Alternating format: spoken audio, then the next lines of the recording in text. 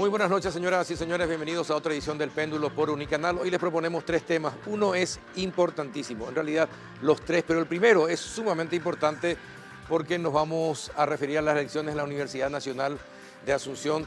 Están los tres candidatos rectores para debatir: la doctora Zuly Vera, el doctor Ricardo Garay y el doctor Nicolás Gefos. Los tres son candidatos a rector. ¿Qué pasa con la Universidad Nacional? De estar entre los 100 mejores del mundo, hoy está alejándose de esos primeros lugares, a ver qué pueden hacer para recuperar la calidad de la enseñanza universitaria en nuestro país. Va a ser uno de los temas principales. El segundo bloque vamos a hablar acerca del impuesto selectivo al consumo con el ministro de la SED, Fabián Domínguez, y Beltrán Maki, presidente de FEPRINCO. Hay mucha resistencia del sector empresarial acerca de los impuestos que proyecta aplicar el Poder Ejecutivo. Y el último bloque vamos a hablar sobre algo que es causa nacional, el Tratado de Itaipú, con el PhD en Ciencia Política Miguel Carter. Da cifras escalofriantes acerca de lo que perdimos en Itaipú en todos estos 30 y pico de años de funcionamiento de las represas en Itaipú. Después de la pausa ya vamos al debate, pero antes les invito a compartir con nosotros rico café Lavazza. Tiene un cuerpo y un sabor y un aroma que son espectaculares. Café Lavazza. Pausa y retornamos.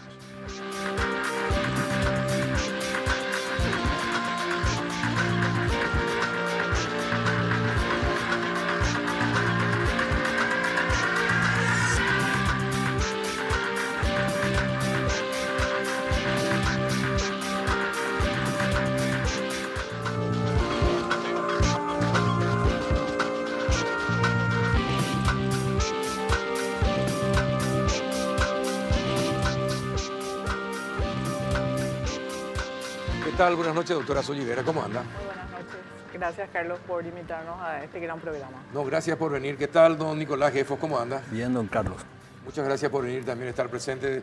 Don Ricardo Garay, ¿qué tal? Buenas noches, ¿cómo anda? Buenas noches, Carlos. Gracias por la invitación. La audiencia cautiva que tenés hasta ahora es muy importante. Bueno, le pregunto, bajó de nivel la Universidad Nacional. Ya no ocupa los primeros 100 lugares como ocupaba antes. Ustedes son candidatos a rector. Van a tener la responsabilidad de elevar el nivel, la calidad de la Universidad Nacional. Primero, si me podrían decir cada uno en un minuto por qué llegamos a esta situación, por qué la universidad fue perdiendo calidad y prestigio en los últimos años. A ver, doctora. Sí, uno de los puntos que quizás incidió de gran frecuencia fue el tema de la cantidad y la calidad de los docentes, ¿verdad? Eso también... ¿Para los docentes? Para los no, la calidad, en el sentido de quizás no llegábamos hasta lo que era la idea, que era tener grado, y no solamente grado, sino que llegar a los posgrados, que ahora sí es como obligatorio para cada una de las unidades académicas y lo vamos fortaleciendo desde ese punto de vista. Lo otro es el tema de los recursos, que en vez de ir aumentando acorde al número de carreras que íbamos teniendo y la necesidad país, también no se acrecentó. Sin embargo, eso afectó como parte de lo que era el proceso. Y el tercer punto para mí es el hecho de que se dejó la investigación y no se fortaleció. Don Nicolás. Sí, la calidad de la Universidad Nacional de Asunción, hay una percepción en ese sentido, pero nuestro producto, que son los egresados, tienen una muy buena aceptación en el mercado. Hay que ver la calidad con pertinencia a la que nos estamos refiriendo. Los egresados que produce la Universidad Nacional de Asunción siguen siendo buenos, siguen siendo apreciados por el mercado y en ese sentido la calidad está intacta. Lo que nosotros perdimos es visibilidad. No estamos visibles como estábamos en otro tiempo. Debemos de trabajar en ese sentido y también desde luego debemos trabajar sobre investigación y extensión que nos va a dar posiciones. Pero si perdemos posiciones, ¿por qué es? ¿Por qué pierde posición la Universidad Nacional en el consenso de las universidades en el mundo? Por eso es... Para rankear a las universidades, lo que se hace normalmente es una encuesta de percepción. Se pregunta a una gran cantidad de catedráticos, se pregunta o se consulta cantidad de papers, de publicaciones, se ve en qué cantidad de convenios está la Universidad Nacional de Asunción y en base a eso se rankea. Es el trabajo que debemos de encarar para volver a posicionar mejor en los rankings a la Universidad Nacional de Asunción. Coincido plenamente con el profesor Guefos, Carlos. Yo creo que hay una percepción, sobre todo post UNA no te calles, ¿verdad? Si vos te vas en el tiempo 2010, la UNA estaba en el número 86 del ranking latinoamericano, Sí, latinoamericano, no del sí, mundo. cierto, Del mundo cierto. estamos allá más abajo del Más 4000, de los cuatro, sí, más cierto. abajo del 4000, ¿verdad? Hoy en día estamos en 106, estamos ahí a un chiqui de 100. Sí, o sea, pero- bajamos a 120 Sí. post UNA no te calles un año después, lo cual confirma que una parte muy importante es la percepción de la comunidad académica latinoamericana que es encuestada, ¿verdad? También la publicación en revistas indexadas, ¿verdad? Entonces, pero sí coincido contigo que lo que falta es justamente una mayor visibilidad extramuros. Y el rector es la cara visible. Lastimosamente, el rector está escondido hace 5 años, ¿verdad? No hay una cara visible. Yo recuerdo con Pedro González, que fue mi rector, él se peleaba en público con el presidente Franco cuando no conseguía el presupuesto correspondiente, ¿verdad? Entonces, yo creo que el rol del rector es justamente mostrar los resultados de transferencia de tecnología, solucionar los grandes problemas nacionales. Ahí tenemos el caso del tema de la muerte de los peces. Salió Semit tímidamente, que de la UNA a contar de que fue por falta de oxígeno. La Facultad de Ciencia Veterinaria también, o sea, somos referentes. Lo que pasa es que no hay yo creo que el rector debería salir a contar, porque no hay ni credibilidad Sí, claro, siquiera en claro. los resultados. Ahora, pero hay un hecho significativo. Usted mencionó UNA no te calles.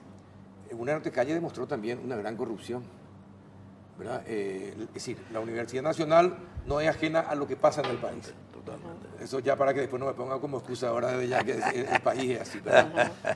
Pero es terrible cuando eso se da en la universidad, ¿verdad? Cuando la corrupción se da en la universidad es peor todavía. Totalmente. Entonces, si llegan a ser rectores, ¿cómo piensan combatir la corrupción? Bien, uno de los puntos principales que como rectora tendríamos que fortalecer es el hecho de seguir los componentes y delineamientos que ya están establecidos por ley, ¿verdad? El segundo punto que tenemos que seguir trabajando con todos quienes ingresan o que ya están en la universidad son los componentes éticos, porque eso forma parte de uno, el ser, el de éticamente responsable, éticamente cumpliendo las normativas y ese compromiso que uno tiene como ser universitario, ¿verdad? Y eso es lo que nosotros estamos trabajando desde la experiencia, desde la Facultad de Ciencias Químicas en la cual estoy trabajando, es el componente de que desde los estudiantes tenemos que eso ir acrecentando. ¿Por qué? Porque eso es lo que se demuestra después en lo que van a ser nuestros futuros Claro, pero los profesionales. estudiantes no van a tener injerencia en los hechos de corrupción y cómo se combate. Eso se combate a nivel de rectorado y Claro, de comisión de los decanos y compañía. Por eso si decía. usted llega a ese cargo, ¿cómo va a combatir la corrupción? Y lo más importante es el cumplimiento de todo lo que son nuestras normativas que ya están establecidas, ¿verdad? De todo lo que es del componente Contraloría, todo lo que es el componente del ¿Y qué va a hacer de si encuentra un delineamiento. corrupto, por ejemplo? ¿Qué va a hacer? Y hay que sacar, no hay, eso es algo como que lo que nosotros siempre decimos, si no está correcto, nosotros tenemos que dar esa tranquilidad a la gente que se va a cumplir las normativas y lo vamos a tener que hacer. Ya hay experiencias de que todos estamos velando por una mejor universidad y una de ellas justamente es ese componente que estás mencionando de trabajar entre todos, no solamente el rector va a ser la cabeza visible, pero tenemos que hacerlo todos. Exacto. Y otra vez, usted si es rector, ¿cómo va a combatir la corrupción?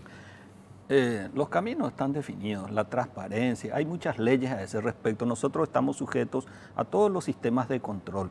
Lo que creo que es más rescatable en ese sentido es no perdonar a nadie. El que falla tiene que pagar las consecuencias de sus actos. Eso es muy importante, hay que tener la valentía de asumir las consecuencias de los actos de cada uno de nosotros. Es fundamental la participación de los estudiantes, es fundamental la participación de los representantes docentes y graduados. Ellos son los contralores de lo que hacemos nosotros como decanos y como rector. La Universidad Nacional de Asunción tiene una composición de poder en unos órganos colegiados de gobierno en donde debemos todos hacer nuestro trabajo para que lo que ocurrió y llevó a UNA no te calles no se repita, que se pueda cortar mucho antes. ¿Usted qué dice? Yo voy a hacer lo que hice en FIUNA y en filosofía. Inicié procesos de sumario que fueron contundentes. Contratamos un buen juez sumariante.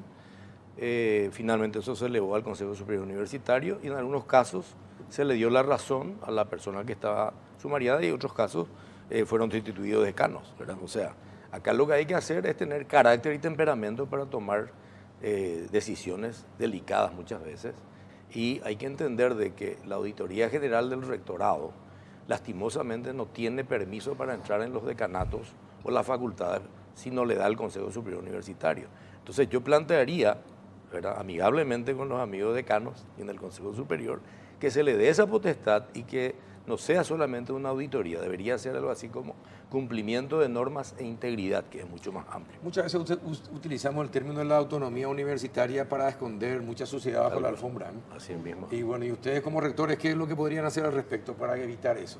No, y hay que transparentar lo que dijeron acá, no solamente en el portal de la universidad, sino también socializar los presupuestos, socializar las resoluciones del Consejo Superior. El otro día nos preguntaban, vamos a proponer que se transmita las sesiones del Consejo Superior, vamos a proponer a los decanos que transmitan en vivo las sesiones del Consejo Directivo.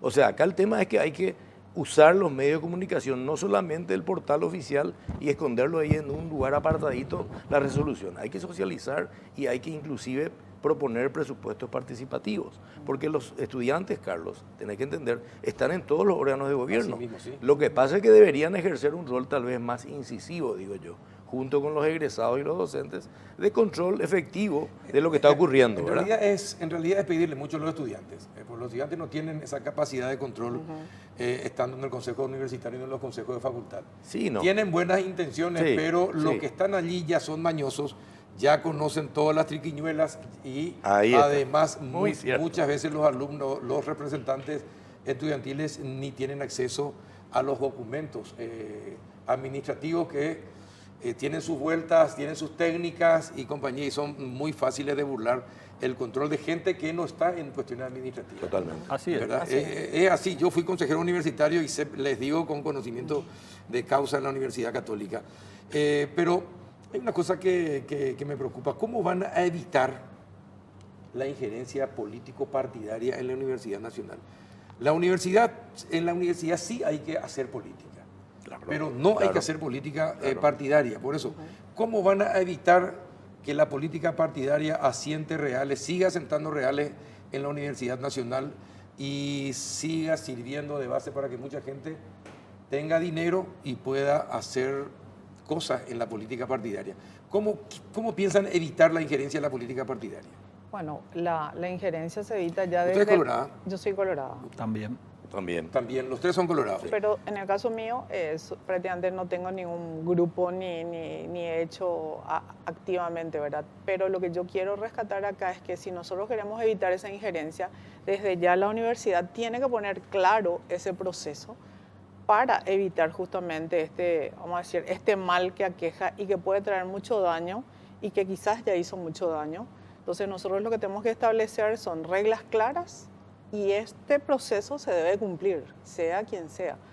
De alguna forma nosotros ya como universidad tenemos ¿Pero que qué hacer tipo la de reglas, diferencia. por ejemplo, puede hacer para evitar que el Partido Colorado o el Liberal o el Frente Guazú o quien sea trate de tener influencia en la universidad? No, de que la gente puede insistir, va a ser, pero las reglas claras son en el sentido que nosotros tenemos ya procesos que se fueron estableciendo desde la universidad, justamente desde el año 2016, de manera más expresa, es a través de que tenemos concursos. Esos concursos son, vamos a decir, expresos en el sentido que están publicitados, tenemos perfiles establecidos, ya se sabe la carga horaria que va a realizar, los rubros, entonces todo está visualizado. Entonces uno, al tener, como dijo el profesor, en el portal, es como que puede realmente hacer un seguimiento transparentado, entonces es como que uno puede evaluar, y muchos de los docentes se dieron cuenta de esas situaciones justamente porque antes no se conocía.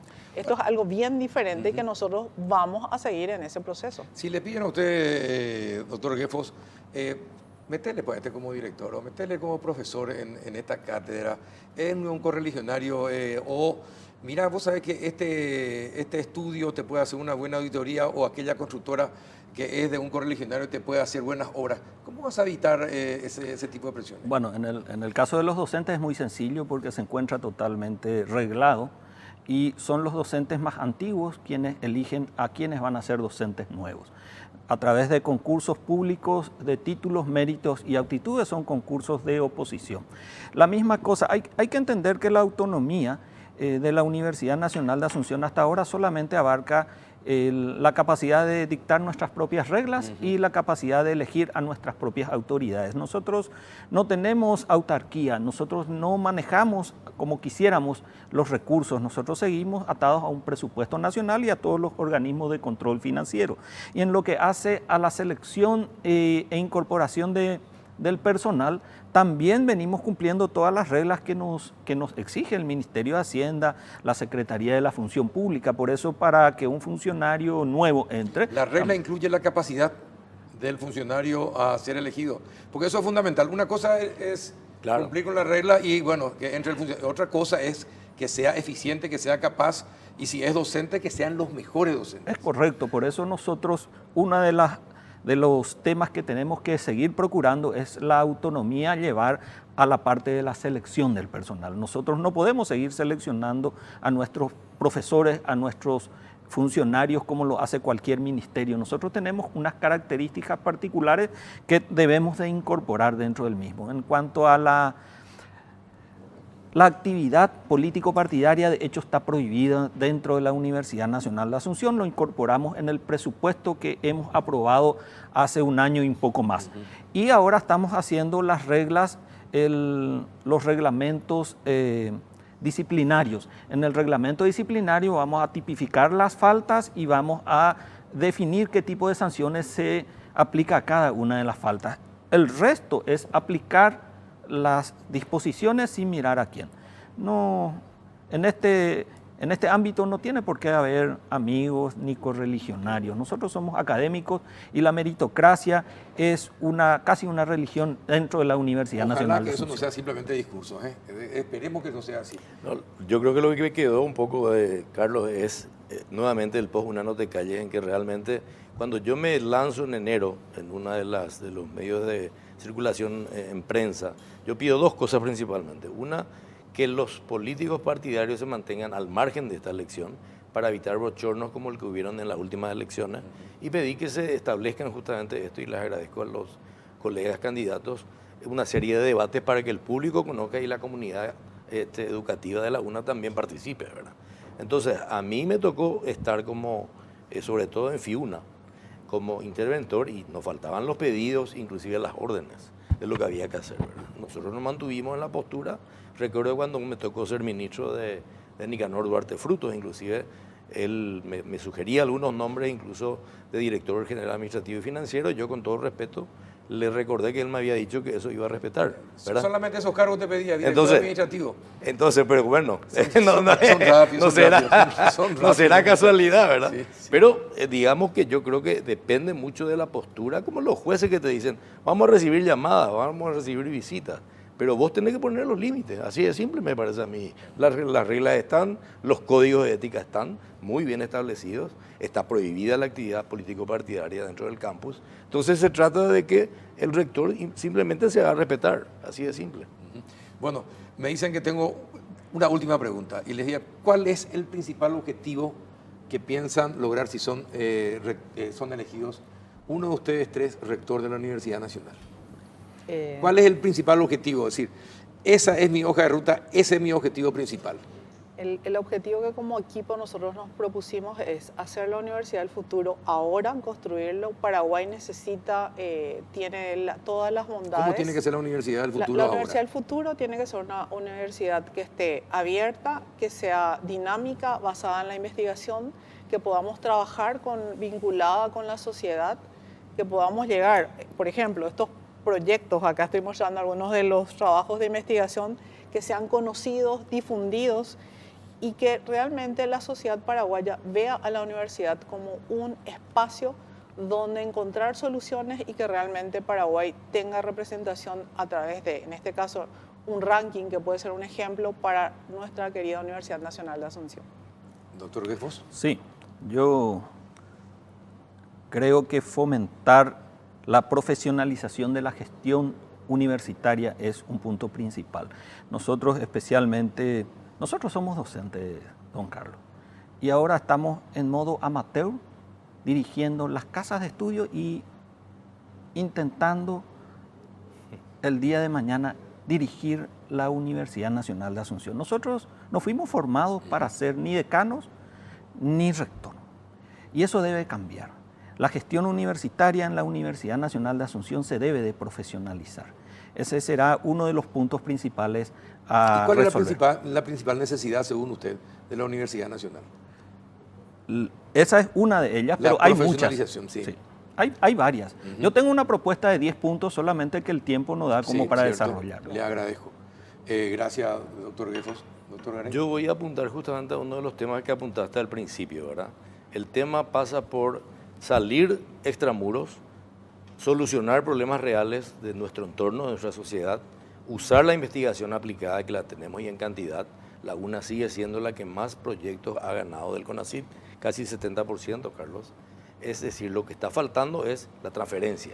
¿Cómo le llega eso a la gente que necesita solucionar su problema? Digamos, el puente Remanso tiene grietas, bueno, ¿qué hace la Facultad de Ingeniería? ¿Dónde está la solución? Mi idea es transformar la universidad para que justamente sea útil y que traspase todo el conocimiento, porque la parte académica coincido con el profesor en el sentido de que estamos formando buena gente, tenemos el 53% de las becas de becal que van en posgrado son ganadas por egresados de la UNA. Somos la mejor universidad del Paraguay, pero eso no traspasa a la gente. Nosotros tenemos que ser una universidad del pueblo, no en el sentido populista, sino que realmente solucione esas cuestiones de la sociedad y que la gobernanza también se agilice, porque estamos todavía en compartimientos muy burocráticos y arcaicos que son los colegiados, como en la católica casi, ¿verdad? Que tiene que traspasar del Consejo Superior al Consejo Directivo, los consejos directivos, y a veces se necesita una gestión mucho más efectiva de los decanos y del rector. Me quedan 2 minutos y, a ver, me queda una pregunta todavía, pero sean lo más concisos posibles. ¿Cuáles son las carreras que deberían disminuir la cantidad de alumnos y cuáles son las carreras que deberían crearse mirando al futuro, que se viene, que ya está? Voy a comenzar por la última. Las carreras del futuro son justamente las relacionadas con las áreas de biotecnología, los que van a hacer transferencia tecnológica, los ingenieros en nanotecnología que todavía en Paraguay no estamos impulsando, pero justamente ya lo estamos viendo, y todo lo que es el área energética. Eso es el desafío que nosotros tenemos que apuntar y ya lo estamos haciendo. En algunas facultades ya hay esos, vamos a decir, esas futuras carreras. Sí. Tenemos que apurar el proceso. Y las unidades académicas que quizás tienen que ver, tenemos que evaluar y ver realmente qué es lo que se trabaja en este caso con la NEAE. Sí, y porque ver hay muchos empleos que ¿sí? se van a perder en el mundo. Hay muchos empleos y muchas profesiones Totalmente. van a tener que reducir el número de egresados probablemente. Justamente sobre el punto, la ministra del Trabajo nos decía algunas carreras que ya están viendo que necesitamos como país. Entonces eso también es un espacio que estamos cubriendo ahora en la universidad, trabajar más de cerca con aquellas entidades o ministerios que necesitan del apoyo de la universidad. Doctor Guefos. Sí. Además de las carreras que mencionó la doctora, hay otras carreras como física médica, como logística. En fin, hay muchas carreras que son propias del presente y el futuro inmediato. Lo que ocurre es que carreras nuevas significan más presupuesto. Y nosotros todos los años vamos con nuestros proyectos y nos sometemos, como corresponde, al poder político para ver si tenemos los recursos o no para quitar nuevas carreras. Esa es una realidad de la universidad No pública. deberían someterse al poder político. Si el poder político no es capaz de entender lo que necesita el país, ustedes deberían, al contrario, imponerse al poder político y, pese a sus deseos, lograr que entiendan, Totalmente. que entre en su cabeza cuáles son las necesidades del país, porque si se someten al poder político vamos a ir de atraso en atraso, doctor Guefos. Yo estoy de acuerdo con usted. Amén, Carlos. Bueno, Bueno, doctor Garay. realmente sabemos de algunas carreras que están, digamos, en exceso del mercado laboral. Podríamos dar el ejemplo de Derecho y Ciencias Sociales. Tenemos una Agenda 2040 que está perfectamente delineada con políticas de largo plazo, que yo creo que lo que falta es que eso esté en coherencia con las salidas laborales que nosotros estamos lanzando. Yo estoy de acuerdo en que todo el tema de la revolución digital, la nanotecnología, privilegiar eso, seguir con los programas tecnocráticos, llamémosle así. Pero tampoco podemos descuidar, Carlos, la parte de ciencias sociales. No se puede. Y estamos muy debilitados en la universidad y en el país, con todo lo que tiene que ver con filosofía, con las ciencias sociales. Entonces nosotros también vamos a impulsar.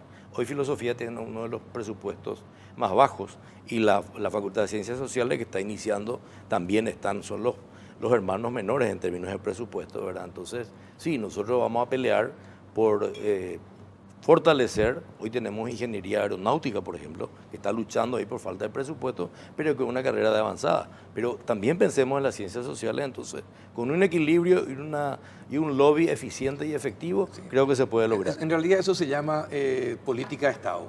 Hay que saber hacia dónde vamos y qué vamos a necesitar en el futuro. Totalmente. Y la universidad puede dar mucho. Me gustaría en poco tiempo estar orgulloso a través de la Universidad Paraguaya, Así va a ser. de la Universidad Nacional. Me gustaría que la Universidad Nacional esté presente en todas las discusiones de los grandes temas nacionales y que no esté Aislada. entre sus muros aislada de lo que es la sociedad paraguaya.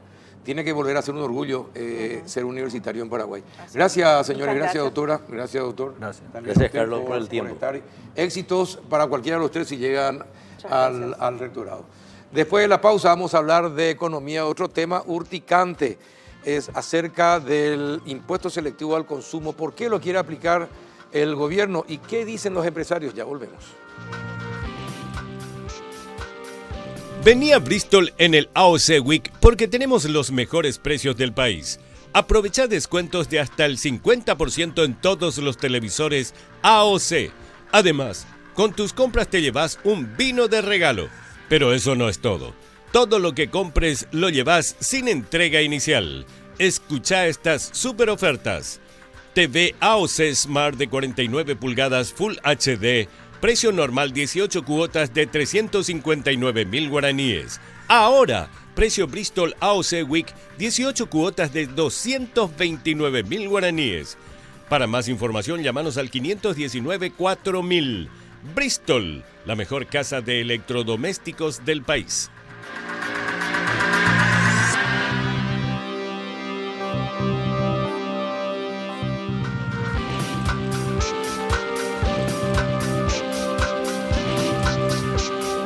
¿Qué tal, ministro Fabián Domínguez, viceministro de Tributación? ¿Cómo anda? Pero bien, Carlos, el placer de estar acá una vez más en El Péndulo. Para nosotros siempre es importante este tipo de espacio para compartir con la gente lo que estamos haciendo. Gracias por venir. ¿Qué tal, don Metral Maki? ¿Cómo anda? Muy bien, gracias por la invitación y saludos para el viceministro. Bueno, ustedes se ven las caras a menudo en los últimos tiempos y todavía no se ponen de acuerdo en un 100%.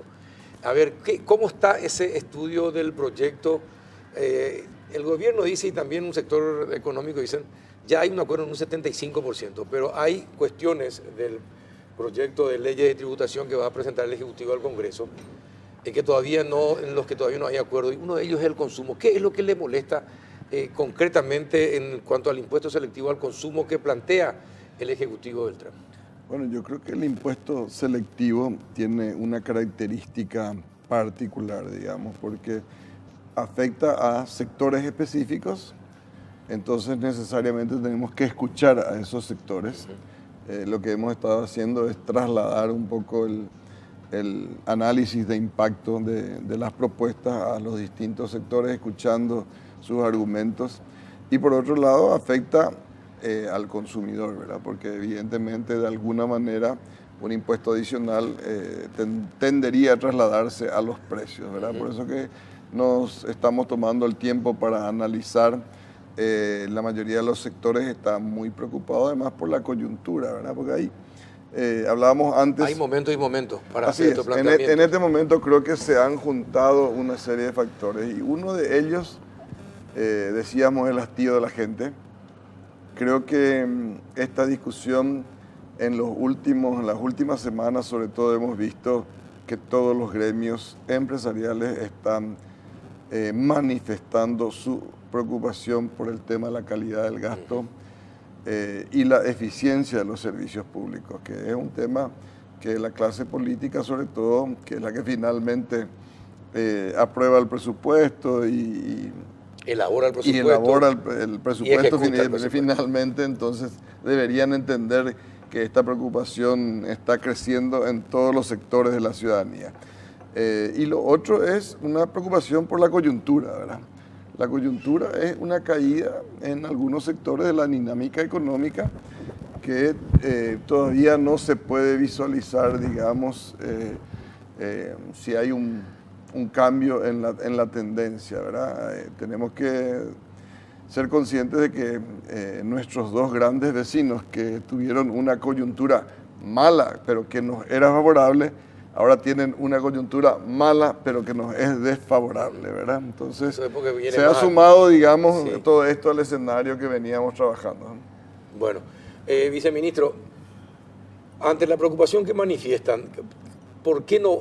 ¿Cuál es la opinión del Ejecutivo sobre la preocupación que ellos manifiestan en cuanto a los impuestos selectivos al consumo? Bueno, sobre todo en el sector automotor, de motos y compañía, porque creo que en lo de cerveza y gaseosa, bebida azucarada, creo que mayormente no hay problema. ¿O sí? Yo he recogido la opinión de todos y todos los sectores están disconformes. Están disconformes. Sí. Bueno, ahí está. Y es normal, Carlos. Acá hay un disenso respetuoso, como bien me referí en los medios, porque hay que resaltar algo. Hay que resaltar acá también la colaboración del empresariado en todo este proceso, desde que entramos al gobierno. Yo no puedo desconocer eso, la apertura al diálogo que hay. Hemos llegado a consensos muy importantes y también a disensos respetuosos ya en el pasado, empezando por el tema de renta personal, que lo estuvimos hablando acá contigo ya de un comienzo, y creo que ese fue más o menos el génesis de todo lo que estamos haciendo hoy, lo que empezamos con el impuesto a la renta personal. Y en ese sentido, primero quiero destacar eso. En segundo término, realmente nunca, digamos, es agradable hablar de impuestos. Es categórico que va a causar algún tipo de resquemor, pero acá lo que es importante es que no es que se plantea una suba inmediata de impuestos. Acá lo que se está planteando, y como está, digamos, armado el proyecto de ley, es en donde se plantea que, ya que estamos tocando una reforma tributaria, plantear fronteras de tasas de impuestos, lo cual no significa que el impuesto va a subir hoy ni mañana. Primera premisa. Segundo, esto no es una cuestión de intención del Ejecutivo, como señalaste. La intención ya estaba en el Legislativo. Nosotros empezamos a conversar con el empresariado para tratar de llevar con criterio técnico, y es lo que hicimos nosotros del Ministerio de Hacienda, establecer variables técnicas en función a las tasas máximas que pueden darse en base a estudios económicos. No es una cuestión que a nosotros se nos ocurrió, bueno, vamos a alzar acá X% y vamos a llevar. No, eso obedece a estudios técnicos que tienen que ver con la elasticidad de la demanda de estos productos, es decir, cuánto es lo que puede soportar un producto sin que afecte el consumo de los mismos, por un lado, y segundo, es las tasas propuestas o planteadas, insisto, con criterio técnico, son ostensiblemente inferiores a las tasas que se propusieron inicialmente en el Poder Legislativo. Le pregunto a los dos, ¿cómo se puede hacer, ya hablando de cuestiones técnicas, cómo podemos hacer técnicamente viable hablar de impuestos, aceptar suba de impuestos, si te das cuenta que técnicamente es inviable el buen gasto público? A ver, pero esas son batallas por separado. Yo estoy totalmente de acuerdo. A ver, yo entiendo que sí. A ver, convengamos algo. Probablemente sean cuestiones separadas. Sí, total. Pero hay momentos y momentos. Si uno viera del Ejecutivo, de los responsables de la política económica del país, esfuerzos por disminuir el mal gasto público, por evitar que incompetentes, ineficientes, familiares, amigos, novias, amantes ingresen a la función pública, aumentando otra vez el gasto público. Si uno se diera cuenta de que hay aumentos para ciertos sectores privilegiados, de privilegiados. Si uno viera que hay esfuerzo por terminar con los negociados en las compras y en las obras públicas, entonces uno diría a la pucha, están haciendo un esfuerzo de estos tipos, vamos a darle la chance de acompañarles en un proyecto. Pero hay momentos, y por eso les digo, hay momentos y momentos. Y me parece que el Parlamento y ciertos sectores públicos hoy no acompañan esos momentos para que ustedes planteen la posibilidad de que se les acepte una reforma tributaria. ¿Pero qué se hace en estos casos, Carlos? Voy a meter inmediatamente a un terreno que no es mi área, que es el tema del gasto público, ya que entraste, no es mi área. Ojo, voy a pedirle permiso a mi colega de Administración Financiera y voy a hablar del gasto. Pero hay remedio para eso, Carlos. Yo creo que el esfuerzo de este gobierno y de este Ministerio de Hacienda está palpable. Hoy, cuando entra, le voy a parafrasear al ministro Benigno López, no es legítimo que planteemos nosotros un cambio en el sistema tributario si también a la par no planteamos algo que tenga que ver con el gasto público. Producto de eso, hay una mesa instalada hoy, a la par que la mesa técnica tributaria, de la cual el señor Beltrán forma parte, que también versa sobre la racionalización y optimización del gasto público. Lo que pasa es que eso no se hace de la noche a la mañana. Algunos resultados ya están. Hay ahorros importantes en cuanto al gasto público en ciertos y determinados sectores. Por otro lado, yo creo que hay maneras de hacer eso. Ejemplo, y tiro algo, insisto, hablo de un ámbito que no es mi área, pero estamos en este proyecto de ley de reforma. Perfectamente se puede instalar, como ya está instalado en uno de los artículos, que vamos a destinar el incremento de la recaudación tributaria específica, única y solamente a gastos que no tengan que ver con salario. Gastos de capital y el mantenimiento de esos gastos de capital, inversiones, por ejemplo. Segundo, podemos poner eventualmente que no se tenga que hablar de suba salarial del sector público en ningún caso, salvo que vaya acompañado solamente sobre el IPC, no otra variación de salario. Por ejemplo, se puede hacer, es decir, hay maneras creativas, yo creo que Carlos, para blindar eso y tener una seguridad para seguir avanzando en el sistema tributario. El tema es que nos acostumbraron durante años a todas esas cosas. Esas son promesas, uno quiere ver hechos, ¿verdad? Hoy vimos un hecho, Carlos. Lo del Parlasur, sí, en la Cámara. En la Cámara. Agarraron los dos partidos tradicionales, los dos grandes partidos tradicionales, se unen, o un sector de uno de los partidos tradicionales, en este caso un sector del PLRA, se une al bloque colorado y manda al tacho la posibilidad de la eliminación de elecciones para elegir a los parlamentarios del Parlasur.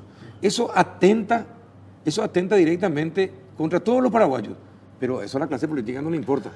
Y si no se le doma a la clase política en cuestiones como esta de tributos, entonces la gente no va a aceptar de buena gana. Probablemente lo impongan, pero la gente no va a aceptar de buena gana esto. Sí, nosotros desde el sector privado estamos reunidos permanentemente. Ayer nos reunimos hasta las 8:30 de la noche, hoy nuevamente estábamos reunidos a las 6 de la tarde, repasando todo esto y mirando las alternativas que tenemos, ¿verdad? Yo creo que, como te decía, el escenario no es el más propicio por todos estos temas que estamos hablando.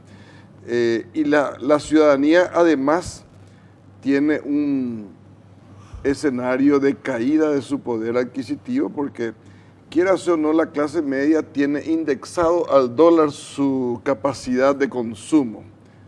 La clase menos privilegiada quizás esté indexada al guaraní, pero la clase media tiene indexada al dólar y su el dólar capacidad. sigue subiendo. Y el dólar se ha ajustado, ¿verdad?, respondiendo a la coyuntura del país y a la coyuntura de los vecinos. Por otro lado, hemos tenido un evento que yo diría, hay que mirar todavía en el largo plazo cuáles van a ser las consecuencias. Las facturas de la ANDE, yo creo que han despertado y de la ESAP. Un sentimiento que no termina de desaparecer y no sé si va a terminar de desaparecer. A la gente le ha asustado el incremento en sus facturas. Que se le meta la mano en el bolsillo. Y no sabe todavía hasta cuándo o cuándo puede aparecer de vuelta. Por eso, en este momento donde cae la venida de argentinos y brasileros a comprar, los brasileros en menor medida que los argentinos, los paraguayos también están reaccionando con mucha cautela porque de alguna manera el escenario se les ha cambiado, digamos, ¿verdad? Entonces también desde el sector empresarial queremos ser muy responsables con nuestras expectativas y por supuesto nosotros hemos trabajado muchísimo en este tema.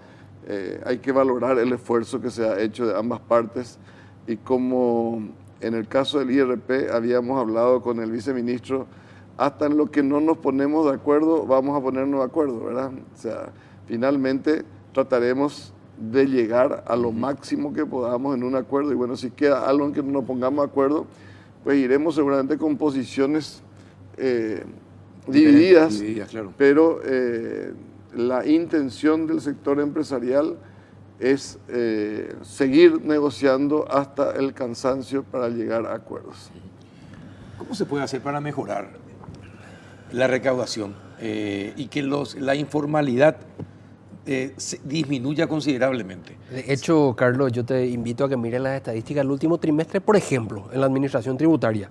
Se habla de una coyuntura desfavorable, sin embargo, nuestra recaudación siguió creciendo. Es decir, mirás marzo contra marzo del año anterior, 35% de incremento en la recaudación. Mirá febrero contra febrero del año anterior, 22% de incremento en las recaudaciones tributarias. Mirá el trimestre completo, 20% igualmente de aumento en las recaudaciones tributarias. Es decir, hablar las claras de que estamos luchando a brazo partido contra esa informalidad, extendiendo la base tributaria, haciendo cruce de información, apostando muy fuertemente a la tecnología con un Marangatú fortalecido, un sistema Marangatú fortalecido que nos da muy buen rédito, muy buen resultado, y eso nos permite tener un mucho mayor poder de fuego en base a esos cruces de información para detectar este tipo de inconsistencia. Hoy el sector agrícola y pecuario, si vos mirás las estadísticas, hoy está teniendo un nivel de incremento en la recaudación de ese segmento muy importante. ¿Y en base a qué? Controles muy fuertes que estamos haciendo. Es cierto que van a haber, se van a aplicar impuestos a cuestiones que no estaban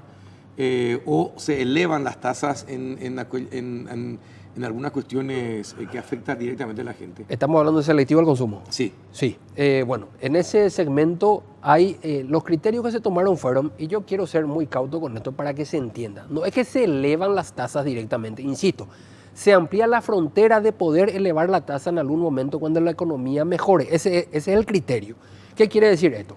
Se plantean tasas máximas y lo que se propone en el marco de esta reforma es que terminamos la reforma, se pone en vigencia la ley, que las tasas se sigan manteniendo como hoy, pero que se tenga una frontera más ampliada para que cuando mejore la economía, con una redacción también ahí segura, una redacción como válvula dentro de la ley, que si las condiciones mejoran se pueda incrementar la tasa del impuesto, o si la condición empeora se pueda bajar también la tasa del impuesto. Es decir, lo que se plantea con la distribución de tasa de impuesto selectivo al consumo es ampliar la frontera y tener una regulación sobre una base segura, con indicadores económicos, IPC, demanda agregada y otro tipo de cambio, es decir, otros factores que hacen a eso que se refirió el señor Beltrán, al poder de consumo de la gente. Tratar de también con esto que sirve de herramienta de espaldarazo, de desarrollo para la recaudación tributaria, pero también para la economía privada. Es decir, eso tiene que ser el sistema tributario. Los parlamentarios no, sí. ellos por su salario, por el salario que ellos reciben, digamos, tienen un recibo de sueldo, de sueldo, y por eso ellos registran, se informa a la administración tributaria y ellos pagan impuestos a la renta personal. ¿Cuánto ingresaron? ¿Cuánto están pagando? Hoy está en la totalidad, no estaba la totalidad, sí. Yo le escribí de oficio a 5 de ellos justamente porque le descubrimos vía cruce de información que algunos no estaban y le escribimos de oficio. ¿Qué tipo de sanciones reciben? Y bueno, obviamente... Porque si se le sanciona igual que se le sanciona a Carlos Peralta, por supuesto que sí. Sería genial. Si no es así, eso sería... Carlos, pero sin lugar a dudas, ¿me conoces? Nos conocemos acá, sí. Es decir, a mí me dieron la misión de llevar adelante la administración tributaria. La estoy llevando adelante sin mirar a quién. Insisto, resultado inmediato, 5 parlamentarios inscriptos de oficio, porque ellos no lo hicieron, se les cobró la multa correspondiente por no haberse inscrito y ahora se les va a controlar nuevamente a la hora de la liquidación del impuesto. No había multa, digamos, por defraudación porque llegaron a ese momento al mínimo y no se inscribieron. Y en ese momento fue que cruzamos información, le inscribimos de oficio y le citamos a la administración tributaria. El ministro de Hacienda, estando acá, había dicho que el impuesto al grano, por ejemplo, no iba a correr. Que eso no estaba... ¿A qué te referís con el impuesto al grano? Y a la exportación de grano. A la exportación. No. El impuesto a la exportación de grano no formaba parte del proyecto, pero en el Parlamento sí hay intenciones. Sí.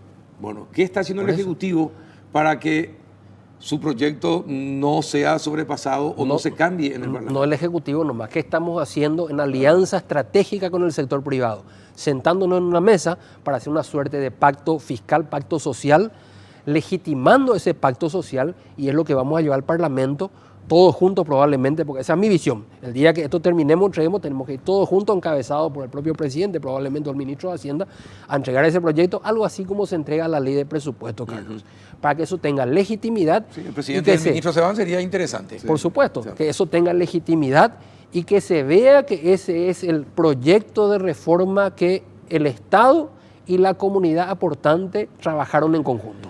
De hecho, hay parlamentarios que están en la mesa de trabajo. Cierto. Estuvieron Y acompañan la idea. Acompañan.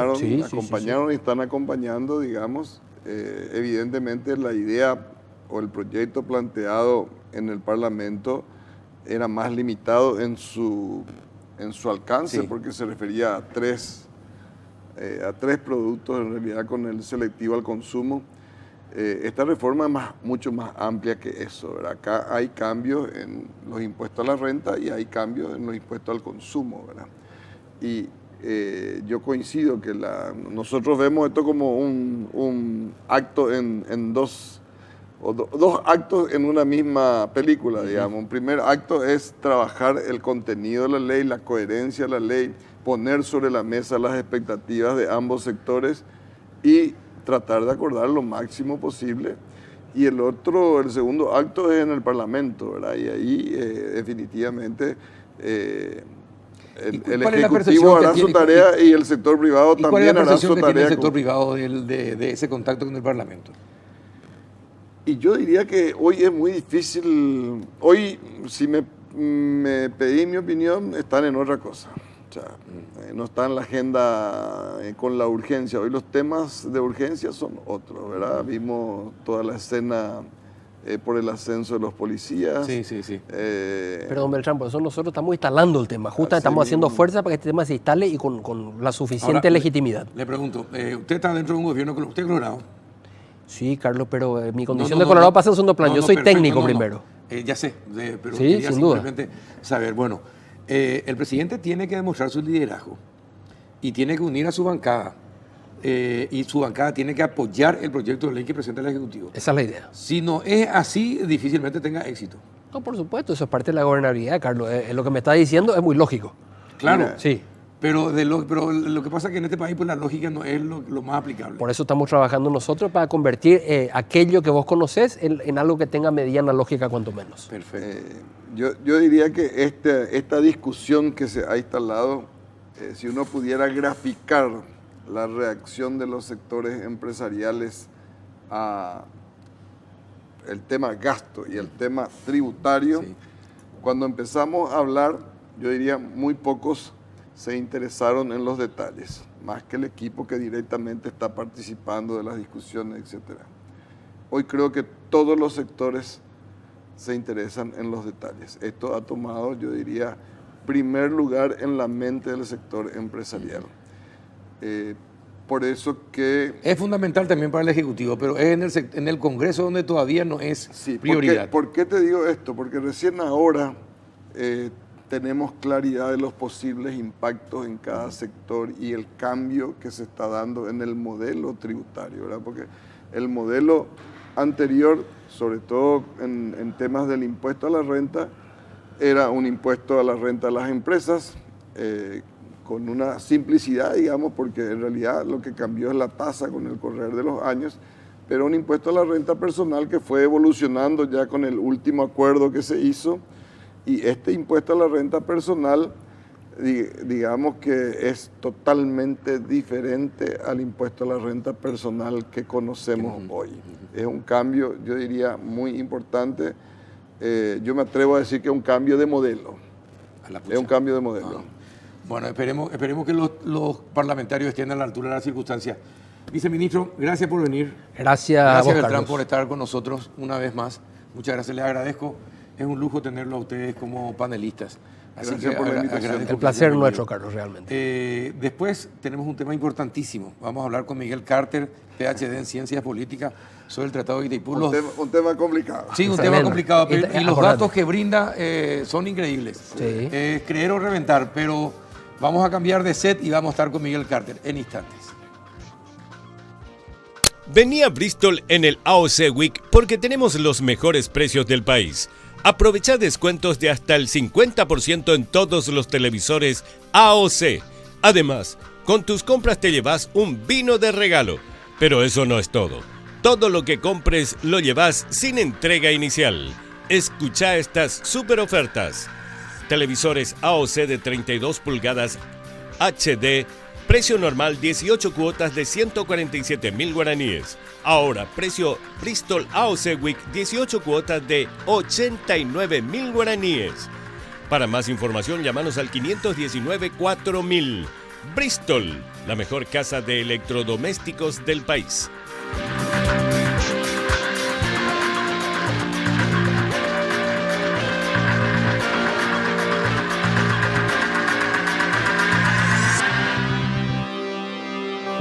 Ingresamos en el último bloque del péndulo y esta vez vamos a hablar de algo que para nosotros es de interés nacional y es una causa nacional, Itaipú Binacional. Y para ello invitamos a don Miguel Carter, es mexicano que vive en Paraguay, está casado con una sueca, recorre el mundo y habla mejor que nosotros en paraguayo, ni siquiera en castellano, habla mejor que nosotros en paraguayo. Don Miguel, ¿qué tal? ¿Cómo está? Buenas noches. Hola Carlos, siempre un placer estar contigo. Muchas gracias por la invitación y un placer de poder compartir algo del conocimiento que hemos ido acumulando sobre este tema que es una causa nacional con tu audiencia nacional. Bueno, cuéntenos, ¿usted se imaginó que lo que empezó a hablar sobre Itaipú iba a generar tanto revuelo y que iba a recibir tantas invitaciones, iba a tener tantas entrevistas en los medios explicando sobre el tema Itaipú? Porque usted brindó unos datos que son increíbles acerca de los beneficios que Itaipú otorgó y otorga a Brasil y los pocos beneficios que Itaipú otorgó y otorga a Paraguay. ¿Usted se pensó que lo que estaba exponiendo iba a causar tanto revuelo? Las cifras son tan grandes que deberían causar revuelo. Eso sí, incluso cuando yo llegué a las cifras, a mí me afectó personalmente, digamos, porque uno comienza a imaginar todo ese dinero que Paraguay podría haber recibido y las cosas que se podrían haber hecho, ¿verdad? Para este país, por el bien de este país. Este es un estudio que ya data de un buen tiempo. ¿De cuándo? ¿2013? Mira, comenzó con un primer enganche, una invitación para ir a exponer en la Universidad de Australia, en Canberra. Había una conferencia sobre Brasil, y su creciente poder y hegemonía en Sudamérica, digamos, ¿no? Entonces había expositores de distintos países de la región y me pidieron exponer un poco sobre las relaciones Paraguay-Brasil. Que yo había tocado otros temas, pero claro, conozco bien el Brasil porque he vivido más de 5 años y he hecho investigaciones de temas políticos, sociales en Brasil. Y claro, conozco bien el Paraguay, entonces me tocó congeniar las dos cosas. Y en la exposición tuve que hablar de Itaipú, evidentemente, ¿verdad? Y al hablar de Itaipú, bueno, me empapé con toda la literatura, los libros producidos fundamentalmente por paraguayos sobre el tema. Te llega aquel carcomezón porque uno sabe un poco de las historias y de cómo el Paraguay ha sido perjudicado. Pero yo me obsesioné porque dije, yo quiero la información de cuánto el Paraguay perdió, ¿verdad? Y había datos aquí para allá medio dispares, ¿verdad? Y eventualmente al año siguiente llega el estudio de Jeffrey Sachs, que hace el cálculo para el año 2002. Y eventualmente con el colega profesor ahí de Australia, que es un colega canadiense, amigo canadiense, decidimos enmarcarnos y armar de esta ponencia un libro. A él le encantó, él es un gran experto en temas de relaciones exteriores del Brasil y conoce el Paraguay, tiene un cariño por el Paraguay, se interesó en el tema. Miguel, vamos a hacer algo. Bueno, ahí fuimos escarbando y dice, Miguel, haz el capítulo de Itaipú vos. Y bueno, yo aplico el rigor y la metodología científica por el cual soy entrenado, soy PhD en Ciencias Políticas de la Universidad de Columbia University de Nueva York. Hice el postdoctorado en la Universidad de Oxford, en Inglaterra, que si tengo buena trayectoria, fui profesor por casi una década en la American University de Washington, D.C. Y nosotros somos cientistas, tenemos nuestra metodología, nuestro rigor. Entonces, cuando vi que no había un dato fuera de lo de Sachs, dije, bueno, vamos a aplicar la fórmula de Sachs y vamos a armar una base de datos. Vamos a buscar los datos, ¿verdad? Y ahí entré en contacto con el equipo de Jeffrey Sachs. Y pudimos hablar por teléfono, intercambiamos correos. Ellos me explicaron un poco sus fuentes, de dónde fueron sacando la información.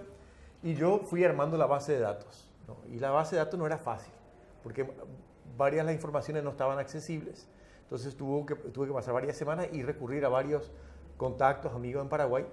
¿Qué hicimos con esa base de datos? Esa base de datos nos permite hacer todos los cálculos del año 1985 al año 2018. Las primeras turbinas comienzan a operar en el 84. Sí. Pero los datos realmente empiezan desde el 85. La plata del 84 nunca se supo bien qué pasó, ¿verdad? Puede ser que Stroessner haya recibido un tucano o algo a cambio de eso, algunos comentarios de ese tipo, ¿verdad? Entonces, la contabilidad realmente comienza en el 85 y la actualizamos hasta el 2018. A ver, para ser preciso, simplemente Sí. por precisión, ¿cuántos meses del 84 no figuran en los registros de la Itaipú? No, de figurar figuran. Se sabe que Itaipú ya generó energía en el Sí. 84. De lo que no pude encontrar era cuánto había recibido Digo, Paraguay. Paraguay por ese monto. Yo no sé si esa energía se considera un periodo de prueba o algo, ¿verdad? Claro, pero empezó a operar en el 84. Empezó, sí. Pero los registros datan del 85. Los balances que yo tengo, yo Sí. los conseguí a partir del 85, digamos, que es el periodo en donde se empieza a distribuir los royalties y las compensaciones, todo lo establecido en el tratado. Y desde el 85 a esta parte, Sí. ¿cuánto recibió Brasil por Itaipú?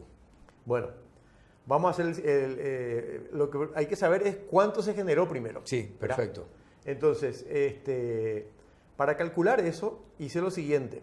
Porque mi obsesión original siempre fue a calcular cuánto el Paraguay dejó de recibir por no contar con precios de mercado, ¿verdad?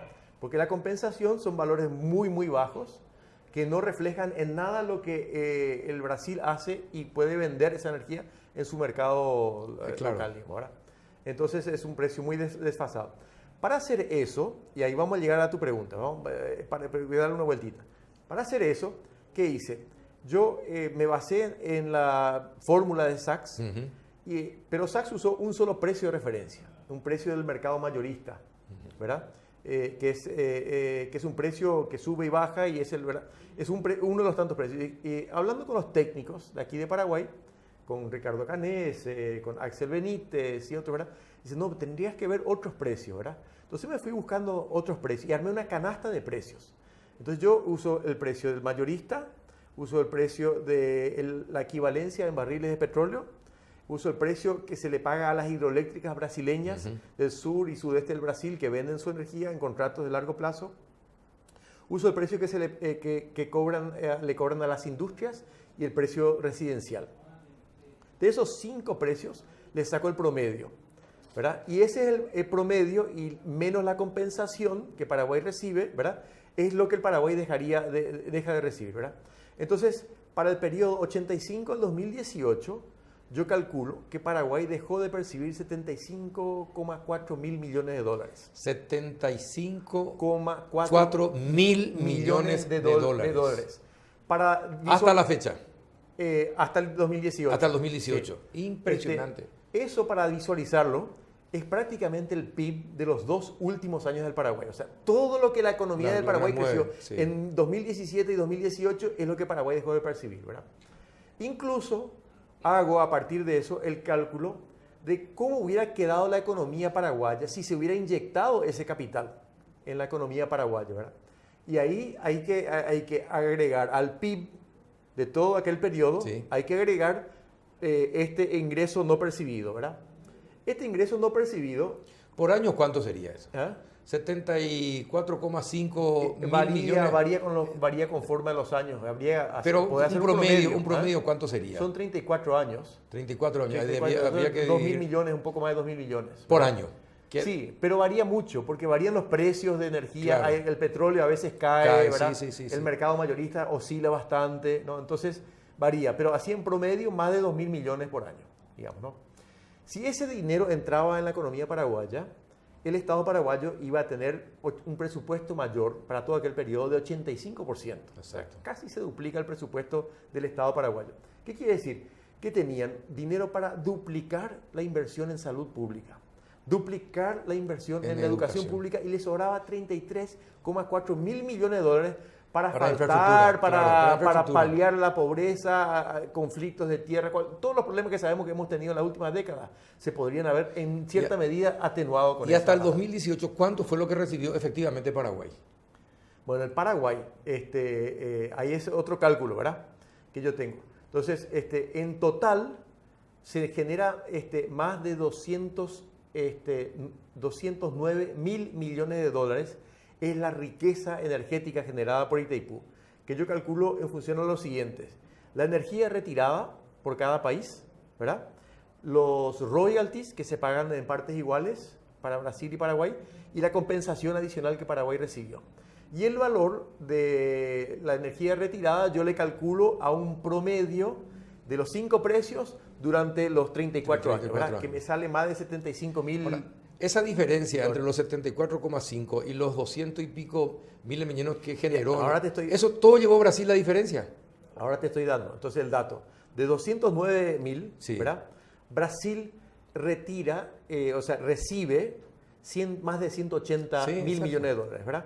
Paraguay recibe un poquito más de 29.000 millones de dólares de eso, ¿no? Entonces ahí quedamos con los 200, o sea, si es en términos porcentuales, si debería que hacer una torta, ¿verdad? Brasil se queda con el 84%. Y Paraguay con el 16%. Con el 16%. Sí. Esa fue en todos estos años. En todos estos años. Y del total, pero ¿verdad? ¿El tratado estableció eso o no? El tratado establece la plena igualdad. Bueno, 50 pero y 50. establece la plena igualdad en la energía. O sea, la mitad de la energía es paraguaya, la mitad de la energía es brasileña. Pero como en el tratado se incluye la figura de la compensación sí. en vez de un precio justo que se había hablado en el acta previa de Iguazú, ¿verdad? El acta de Iguazú de 66, se incluye ya el mecanismo de compensación, se fijan valores que ya no reflejaban ni siquiera en aquella época los valores de mercado, ¿verdad? Ahora, don Miguel, le pregunto algo, es decir, hoy analizar todo esto escandaliza, ¿verdad? Porque realmente a mí escandaliza, molesta, ¿verdad? Tanta injusticia en cuanto a la distribución de algo en donde somos socios 50 y 50. Sí. Pero le pregunto, teniendo en cuenta el contexto histórico, Paraguay tenía otra forma para negociar Itaipú, teniendo en cuenta el contexto histórico, si nos ubicáramos en la década del 70. Sí. De hecho, es decir, tenía otra alternativa Paraguay para intentar negociar con Brasil, o como dicen los defensores de Itaipú, Paraguay salió ganando porque no puso absolutamente un solo centavo de guaraní en la construcción de la represa. Pero tampoco lo puso Brasil. Brasil, la represa la está pagando Itaipú. La deuda de Con Itaipú la generación la paga. Lo único que puso el gobierno de Brasil fue la garantía para que Electrobras pudiese hacer los préstamos para pagar la construcción. Entonces, Brasil no puso nada. De hecho, ese esquema Itaipú financiero... pagó solo su construcción. Claro, ese esquema financiero le favoreció al Brasil, porque privilegiaron sus bancos, sus tasas de cambio, o sea, la deuda inflada que tenemos, porque esta obra al final para cuando se entregue en el 2023 va a costar 80.000 millones de dólares. Es la obra más cara que hay en el planeta Tierra, ¿verdad? Y todos sabemos por diversos mecanismos que esa deuda se infló, ¿verdad? De hecho, uno de los desafíos que yo lanzo es seguir con lo que Sachs había hecho y con el acúmulo de conocimiento que hay acá en Paraguay, porque hay gente que ha escrito muchos libros, hay muchas informaciones. La misma Contraloría auditó una parte de la deuda y también se escandalizó por la flagrante violación con la cual se contrajo la deuda violando las normas del tratado, ¿verdad? Porque hubo una época, varios años, en donde Brasil, por algún problema económico, solicitó que se le diera la energía a un precio menor al costo de producción en Itaipú. Y eso en el tratado estaba prohibido. El tratado establecía que se daba la energía de Itaipú. Y el gobierno paraguayo accedió. El gobierno no solamente accedió, ¿verdad? Brasil se llevó el 98% de aquella energía, más o menos, ¿verdad? No solamente accedió, sino que cuando la deuda, porque se le debía la plata a Itaipú, por eso, ¿verdad? Y la deuda era principalmente de Electrobras, deciden ponerlo eso al capital, a la deuda principal de Itaipú, ¿verdad? A ver, si usted fuera, ¿cómo calificaría usted si fuese un empresario, un gerente de una gran empresa? ¿Cómo calificaría ese tipo de situaciones y de tratados? Yo acepto las condiciones que me impone Brasil, yo acepto. ¿Verdad? Gustoso, no digo nada, no armo ningún problema, no digo nada, acepto. ¿Cómo usted me consideraría? ¿Un traidor? Mira, si tuviese accionistas... Me echaban. Y no solamente eso. Me metían preso. A lo mejor más, claro, porque está defraudando a los accionistas, ¿verdad? Y los accionistas son todos los paraguayos. En este caso los accionistas son todos los paraguayos. Bueno, somos accionistas de la mitad, los paraguayos, y los brasileños son accionistas de la otra mitad, ¿verdad? Pero volviendo a tu pregunta, que me parece muy buena, porque yo creo que este es un momento de cara a la revisión del 2023, de pensar lo que fue 1973, ¿no? Tú y yo éramos niños, ¿verdad? Niños, así ¿verdad? mismo, así niños mismo. En aquella época, pero nos acordamos. Sí. Y sabemos que entre el Paraguay del 73 y el Paraguay de ahora, la diferencia es muy grande. Así mismo. Muy grande, ¿verdad? Éramos un país pobre, el Estado con muy pocas capacidades, vivíamos en un régimen autocrático cerrado, ¿verdad? Donde la disidencia era penalizada. Así mismo. ¿no? Y tenía que ser medio osado o medio un poquito rayado para poder protestar, ¿verdad? Así mismo. Porque la tónica era callarse, ¿no? Entonces imagínate, Stroessner va, en poco tiempo elaboran este tratado. Claro que había una comisión mixta que había hecho todo el estudio, sobre todo la parte de ingeniería, ¿verdad? Que habían estudiado, pero en poco tiempo hace el tratado con básicamente 4 personas del Paraguay negociando, ¿verdad?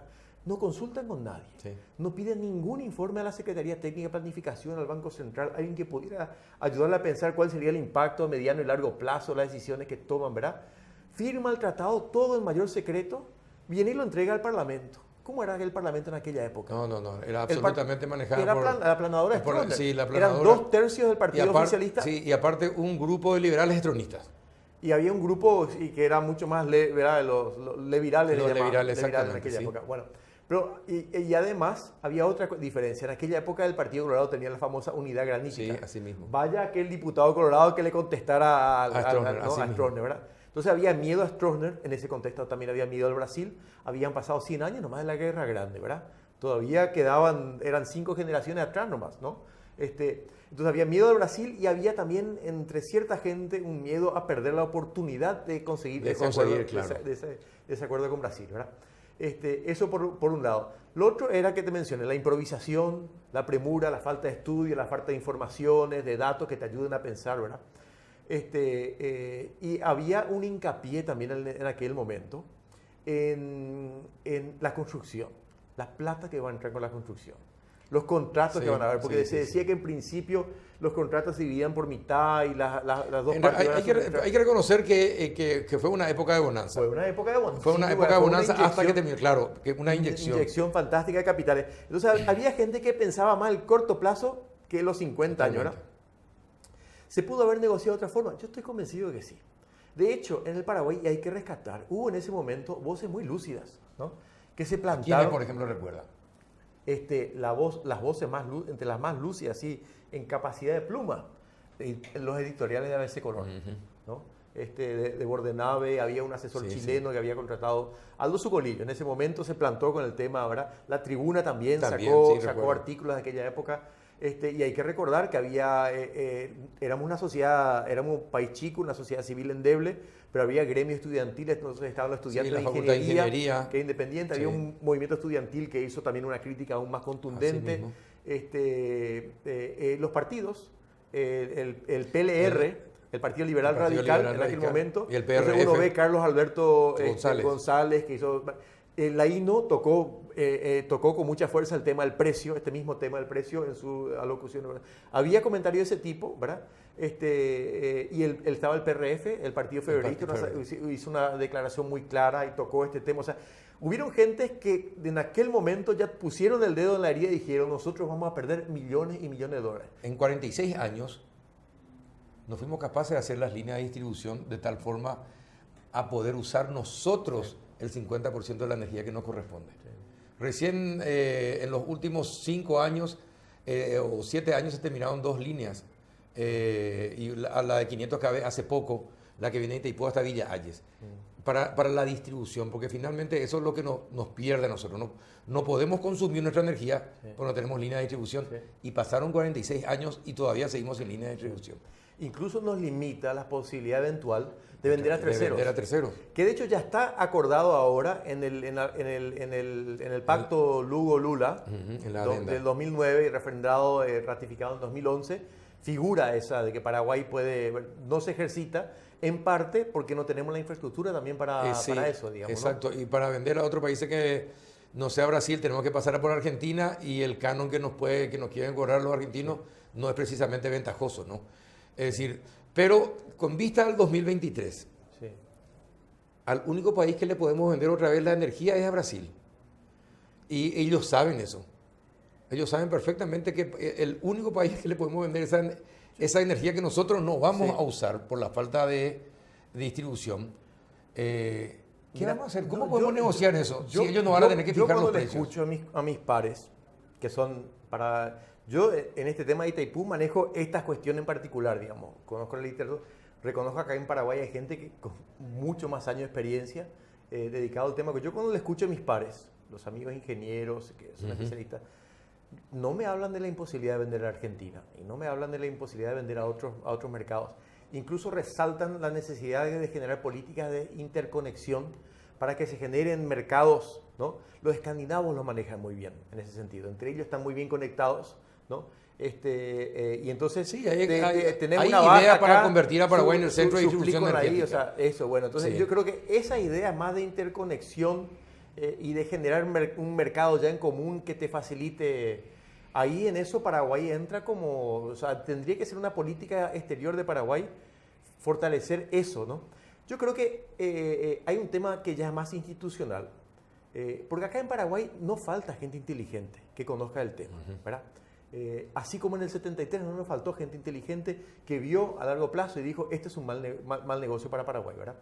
Entonces, lo que nos falta son espacios en donde esas personas puedan tener, y esos temas puedan tener, digamos, un respaldo institucional mayor. Dicho corto y sencillo, nos falta un Ministerio de Energías. O sea, no puede ser el país que es el cuarto exportador mundial de energías, sí, que tenga esto como uno de sus grandes factores de Tenemos un producción. viceministerio, pero no es Sí, suficiente. pero un viceministerio es chiquito, Es chiquito. al lado dentro de un ministerio de obras públicas. Tiene que ser un ministerio dedicado para eso. Y lo digo yo porque he evaluado informes del Banco Mundial como consultor y otras, y lo dicen ellos en reiteradas ocasiones. O sea, los internacionales llegan acá, observan rápidamente y dicen, y usted necesita un ministerio de energías, ¿no? O sea, Paraguay necesita un espacio institucional del Estado que se ¿Y por ocupe qué de cree, eso. don Miguel, que no se hace un Ministerio de Energía? ¿A quién beneficia mantener la situación actual, así como está? Y decime vos. No, pero en serio. o sea, sí. ¿Quién sería beneficiado manteniendo la situación? ¿O el estado de cosas así? Mira, en el fondo nadie es beneficiado, porque si estamos hablando de capitales de este tamaño que se perdieron, hasta el que se cree beneficiado por tener algún lugar de privilegio en Itaipú, ¿verdad? Está también siendo perjudicado porque todo el entorno en donde él está siendo perjudicado, ¿verdad? No puede ser nadie, aunque tenga un salario espectacular y los privilegios que a veces otorga Itaipú, ¿verdad? Él tiene que vivir en un entorno en donde la gente se siente insegura por la criminalidad.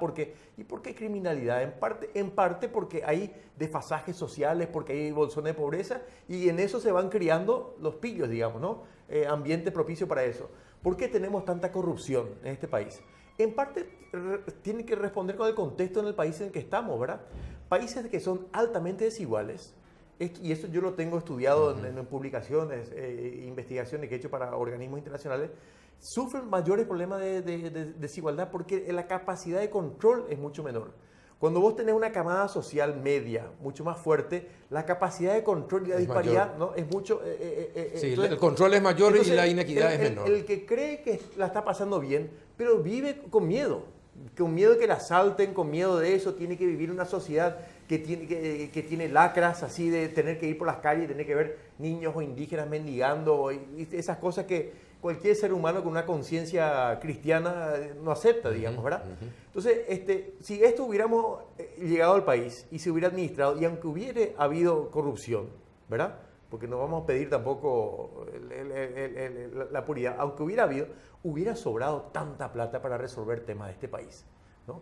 Para tener un colchón extra y resolver y anticipar tanto los dramas sociales que tenemos, ¿verdad? Yo pienso cuando uno habla del presupuesto de salud, ¿cuánta gente nosotros nos conocemos que no ha podido hacer una operación, que se fue al hospital y no había medicina, el médico no estaba, o la ambulancia no funcionaba para salvarle la vida a su pariente, ¿verdad?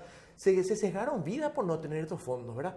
¿Cuánta gente no podía haber estudiado más con un poco de apoyo, ¿verdad? O ido a una escuela vocacional o a una escuela de agricultura en el interior que se podrían haber creado para fortalecer la técnica y capacidad y conocimiento de nuestros agricultores, ¿verdad? ¿Cuánta gente dejó de progresar en la vida por no tener oportunidades de acceso a la educación y formación porque no teníamos fondos más para invertir en eso, digamos, ¿no? Entonces, son preguntas que no vamos a poder responder nunca. Pero produce una gran pena. Son las preguntas que tenemos que hacer, porque son las preguntas que nos conmueven a decir, esto no puede seguir así, no puede seguir así. ¿Usted cree, durante todos estos años, la administración de Itaipú siempre estuvo en Brasil. ¿Y Paraguay qué recibía a cambio? Ya. Las compensaciones. Los bueno, gastos sociales, 60 millones al año. Sí, bueno, recibía 60 millones los gastos sociales a partir del 2005, ¿verdad? Las compensaciones, los royalties, recibía la energía que retiraba, y había un segmento, casi se podría decir una casta, de paraguayos privilegiados que accedían a los puestos de Itaipú, donde vivían con un nivel de ingreso muy superior a cualquier otro funcionario público, digamos, de Paraguay, ¿verdad?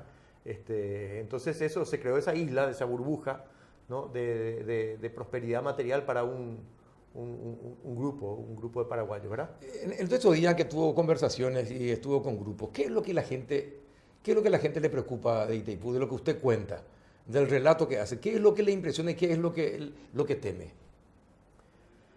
Mira, la impresión que yo tengo es que en Paraguay la gente ya sabe que algo estaba mal en Itaipú, ¿verdad? La gente intuye o sabe o se informó o ya escuchó, ¿verdad? Hay un malestar con relación a Paraguay. Itaipú es un tema que le toca, ¿verdad? Ahora, cuando llegan a haber informaciones más precisas como este tipo, ¿verdad? Que aclaro, es un estudio. Los 5 precios que tengo yo, hay otros precios, se pueden calcular, ¿verdad? Los números pueden variar un poco aquí y allá, pero en grosso modo estamos en esos valores, digamos. Esa es más o menos la diferencia que tenemos, ¿verdad?